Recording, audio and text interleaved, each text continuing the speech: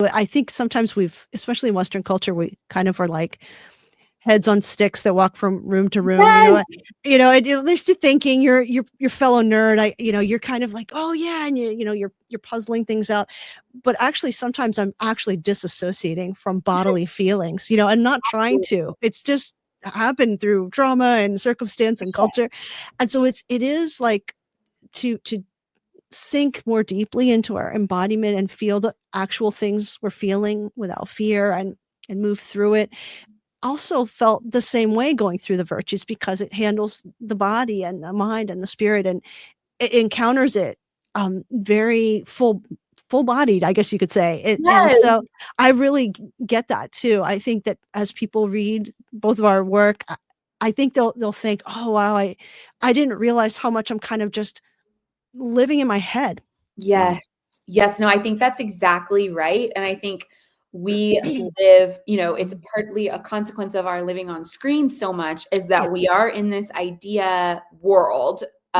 Whether these are good or bad ideas is totally dependent on the setting. Like, they might be really great, but the problem is that we can get disconnected from our bodies. And I think too, if you are like a naturally heady person, like I've always been, that's my safe spot, is in my head, enjoying life. And so that the virtues are always embodied, even the spiritual ones are embodied, is actually a really powerful and moving and transformative lesson, like for me personally, where I was like, oh, you can't, even the ones that are super spiritual, like pride and humility, always manifest in bodily things and in orienting our heart, body, mind in the spirit. And so, that's fascinating.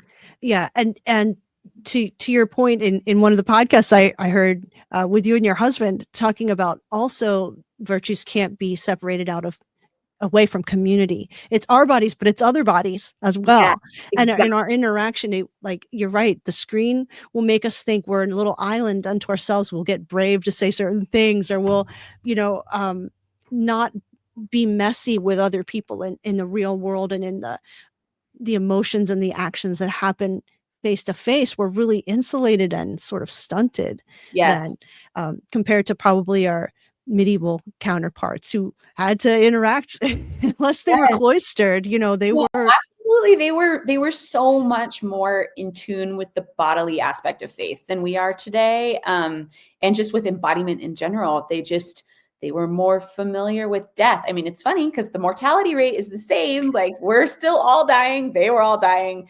They were dying younger than us, but they were less afraid to talk about those things. Like, how does the consciousness of our dying and dying to ourselves in following Jesus, how are these things related to each other? How should we think about them? How does suffering in our bodies change us? These are all medieval questions that we have trouble sometimes dealing with.